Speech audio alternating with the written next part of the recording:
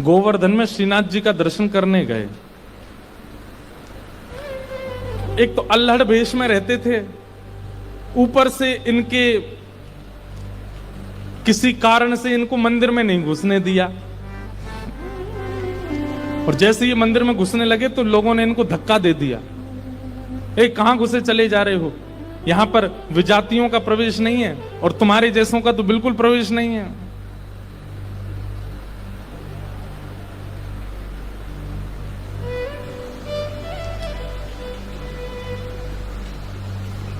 रहीम जी को इतना क्रोध आया, ठाकुर जी को ही सुनाने लगे बाहर बैठ करके।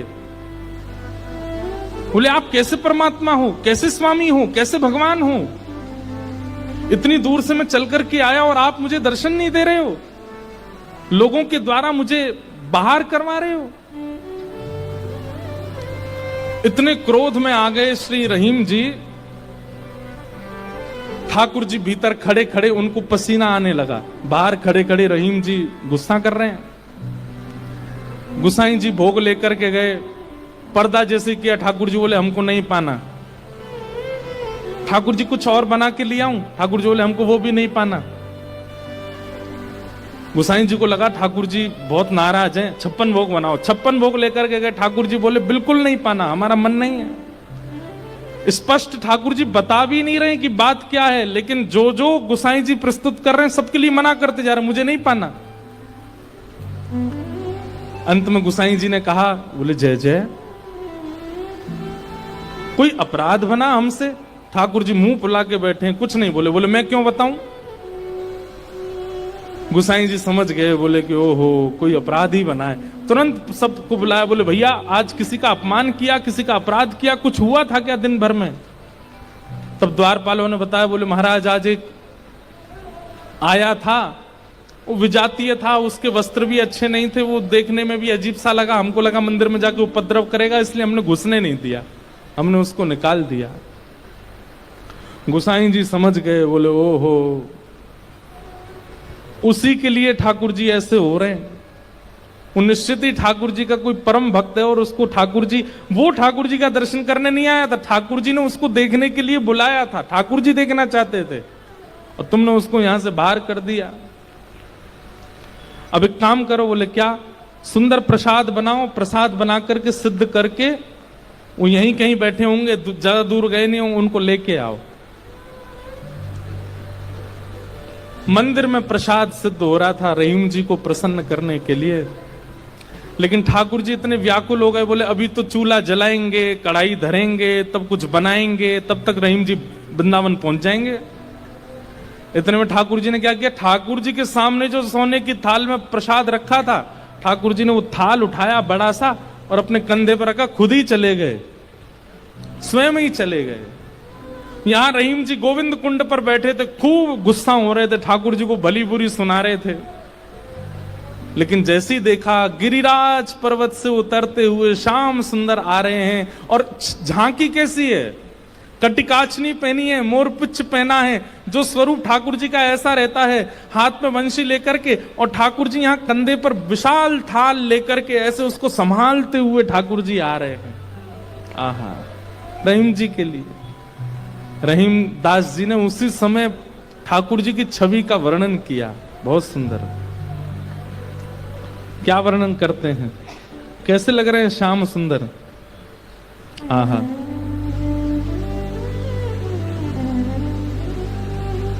काछे काछिन कलली कर पीत पिछोरी साल की, बंक तिलक के सर को कीन्हो दुति मानो विदुबाल की। ओ छवि आवन मोहन लाल की, छवि आवन मोहन लाल की, छवि आवन मोहन लाल की, छवि आवन मोहन लाल। आहा, हाँ काछे काछ निकलित मुरली कर पीत पिछोरी साल की, बंक तिलक के सर को कीन्हो, दुति मानो विदुबाल की, हो छवि आवन मोहन। अरे मोय कोई वेद ध्वनि ब्रज में सुनावे तो मेरे कान इतने रीझे ना आए, लेकिन कोई प्रेम आसक्त है करके मुंह को घोरी घोरी गारी सुनावे सो मैं तो वह के सामने प्रकट है जाऊं। वाह, हो छवि आवन मोहन लाल की, छवि आवन मोहन लाल। और थाल सामने रख करके ठाकुर जी वहां से अंतर ध्यान हो गए। लेकिन रहीमदास जी की स्थिति ऐसी, वो तो उसी छवि में छके हुए बैठे हैं, थाल सामने रखा है। इतने में गुसाई जी अपने असंख्य सेवकों के साथ खूब सारा प्रसाद बना करके लाए। रहीम जी के पास जैसे ही पहुंचे तो देखें यहाँ तो पहले से ही थाल रखी, और ये वो थाल है जो श्री जी बाबा की है, श्रीनाथ जी की है। नेत्र बंद हैं और एक कोई सामग्री लेकर के प्रेम से रहीम जी पा रहे हैं। गुसाई जी बोले, रहीम जी ये थाल आपके पास आई कैसे? आहा, बिसरत नाही सखी मोमन सो, चितवन बैन विशाल की। बैन मतलब, बैन कहीं कहीं ये अधर का जो अंतिम छोड़ होता है इसको बैन कहते हैं। ठाकुर जी के ये कैसे बोले, इतने मधुर हैं कि जब ये ठाकुर जी मुस्काते हैं ना तो वो जो अंतिम छोड़ है वो इतना प्रिय लगता है ठाकुर जी के मुखमंडल का कि वो मेरे नेत्रों से जा नहीं रहा है। विसरत नाही सखी मोमन सो, चितवन बैन विशाल की, नीकी हसन अधर सधरन छवि, छवि सुमन गुलाब की, हो छवि आवन मोहन लाल की, छवि आवन मोहन लाल की। और जल सो डार दियो पुत्रिन पे डोलन मुक्ता माल की, जल सो डार दियो पुत्रिन पे डोलन मुक्ता माल। आप मोल बिन मोलन डोले, बोलन मदन गोपाल की, आप मोल बिन मोलन डोलन, बोलन मदन गोपाल की, हे छवि आवन मोहन लाल की, छवि आवन मोहन लाल की। आहा, आप मोल बिन मोलन डोलन, बोलन मदन गोपाल के। इतने मूल्यवान श्री ठाकुर जी यहाँ पर बिन मोल की तरह डोल रहे थे, बोल रहे थे, चल रहे थे, बैठे थे। गुसाई जी को बता रहे हैं रहीम जी, इतने मूल्यवान ठाकुर जी यहाँ पर बोल रहे थे, डोल रहे। देखो वो चरण चिन्ह दिख रहे हैं, यहाँ देखो, यहाँ से चंदन की सुगंधी आ रही, यहाँ बैठ गए थे आके और ऐसे मधुर स्वर बोल रहे थे कि अब मैं किसी और को सुनना नहीं चाहता उनके आगे। अरे यह स्वरूप निरखे सोई जाने, अरे जिसने वो स्वरूप देखा होगा, यह स्वरूप निरखे सोई जाने, यही रहीम के हाल की।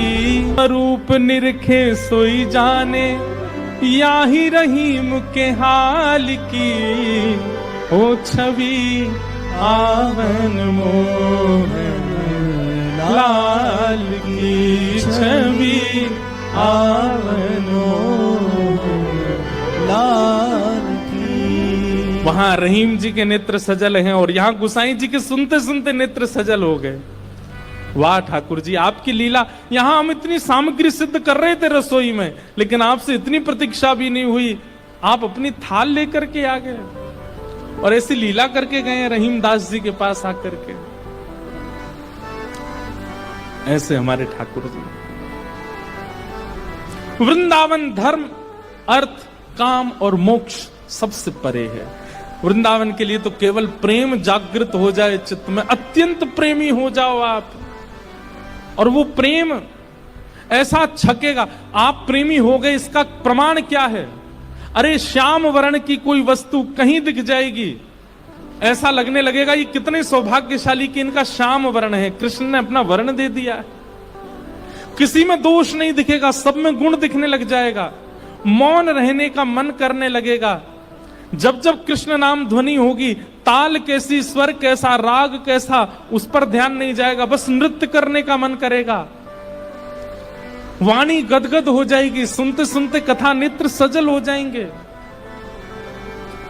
प्रेम के बड़े लक्षण हैं, वो सब लक्षण धीरे धीरे प्रकट होने लग जाएंगे। बस वो प्रकट होने लग जाएं, फिर उसके बाद कहीं और मत रहिए, फिर तो वृंदावन आ जाइए, क्योंकि और कहीं रहेंगे तो पागल घोषित कर दिए जाओगे। केवल वृंदावन स्वीकार करेगा तो। हो छवि यावन मोहन लाल की, छवि यावन मोहन लाल की। उनकी महिमा अपरंपार है, उनके भाव अपरंपार हैं। एक बार मैंने हमारी जो गुरु परंपरा है वो भी जगन्नाथपुरी से है, श्री जीयर स्वामी मठ। जैसे महाराज जी, पूज्य श्री महाराज जी राधा वल्लभ मठ से पधारे हैं, ऐसे ही वहां श्री वैष्णव संप्रदाय, रामानुज संप्रदाय का स्थान है जीयर स्वामी मठ। वहां से हमारी गुरु परंपरा है। हमारे पूज्य पिताजी वहीं से दीक्षित हुए। अनंत श्री विभूषित शमलंकृत श्री गरुणध्वजाचार्य जी महाराज पूज्य पिताजी के गुरु जी, और हमारे गुरु जी पूज्य पिताजी, तो परंपरा वहीं से है, जगन्नाथपुरी से। तो श्री जगन्नाथपुरी में एक बार मैंने एक अपना प्रश्न रखा। अभी जो वर्तमान वहां के पूज्य महाराज श्री हैं, उनसे मैंने एक ऐसे सहज भाव में प्रश्न किया कि हम लोग इतनी सुंदर सुंदर स्तुतियां जगन्नाथ जी के सामने गाते हैं, लेकिन जगन्नाथ जी के स्वरूप में कानों का दर्शन तो होता नहीं है। जगन्नाथ जी के नेत्र दिखाई देते हैं, जगन्नाथ जी की नासिका, मुखमंडल, भुजा सब दिखते हैं, कान क्यों नहीं दिखते ठाकुर जी के? तो पूज्य महाराज श्री ने इतना सुंदर वर्णन किया कि जगन्नाथ जी के कान तो हैं लेकिन दर्शन क्यों नहीं है? बोले दर्शन इसलिए नहीं है कि भाई मेरा भक्त मुझे किसी भी आर्त भाव से पुकार सकता है, और यदि मैं अपने भक्त पर कृपा करने के लिए जाऊं तो उस समय मेरे बगल में बैठे हुए सुभद्रा, बलदेव कहीं ये ना बोलें कि अरे वो आपके योग्य नहीं है, अरे वो भक्त तो ऐसा है, वो भक्त वैसा है, तो उनकी बात मुझे ना सुननी पड़े, कहीं भक्त पर कृपा करने से मैं वंचित ना रह जाऊं। इसलिए ठाकुर जी ने अपने कान ढक रखे हैं कि कोई भक्त के अयोग्यताएं बता करके मुझको रोक ना पावे, इसलिए ठाकुर जी ने अपने कान ही छुपा दिए। श्री जगन्नाथ जी अद्भुत महिमा है वहां की। गत वर्ष हमारे ठाकुर जी श्री गिरधर लाल जी का उत्सव जो इस बार अयोध्या में हो रहा है, वो गत वर्ष जगन्नाथपुरी में होना था। तो कोविड काल तभी आता है जब हमारे लाल जी का उत्सव होता है। अब फिर से कुछ ना कुछ शुरू हो गई है, हलचल चल रही है पूरे देश में, लेकिन इस बार हमने भी दृढ़ निश्चय कर लिया कि अयोध्या ही करेंगे उत्सव। वहां मुख्यमंत्री जी भी आ रहे हैं और भी कई संत महापुरुष। तो ब्रज अवध मिलन महोत्सव है, ब्रज और अवध दोनों का मिलन होगा। तो गत वर्ष जगन्नाथपुरी में था, महाराज जी के ही नेतृत्व में और पूज्य श्री जीयर स्वामी मठ वाले महाराज जी के अध्यक्षता में उत्सव हो रहा था, परंतु पुरी में ना होकर के फिर वृंदावन ही हुआ था। तब से महाराज जी से मन था कि महाराज जी पधारें।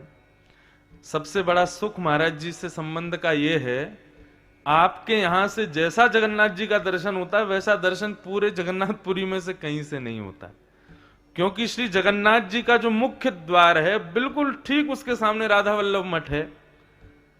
और महाराज जी से हमारा ऐसा संपर्क है कि कभी अगर रथ यात्रा का समय आवे और अगर हम पूज्य महाराज जी की चरण में पहुंच जाएं, तो जैसा दर्शन आपके यहां से होगा जगन्नाथ जी का, वैसा दर्शन पूरी में कहीं से नहीं होगा, क्योंकि जगन्नाथ जी वहीं सामने से निकल के आएंगे, वहीं रथ पर बैठेंगे, वहीं से बैठ के फिर आगे जाएंगे। तो ऐसा अद्भुत श्री राधा वल्लभ मठ है। पूज्य महाराज जी वहां से पधारे हैं। कथा क्रम में हम लोग प्रवेश करें उससे पूर्व महाराज जी से निवेदन है, भले ही संकेतात्मक रूप से जगन्नाथ जी का थोड़ा साक्षात्कार हम लोगों को अपने भाव से करावें, जगन्नाथ जी का कोई भाव बतावें या जगन्नाथ जी की कोई लीला बतावें या जगन्नाथ जी का कोई स्वरूप का ही थोड़े शब्दों में वर्णन कर दें, ताकि आज जगन्नाथ जी के रूप को अपने हृदय में धारण करके हम कथा में प्रवेश करें।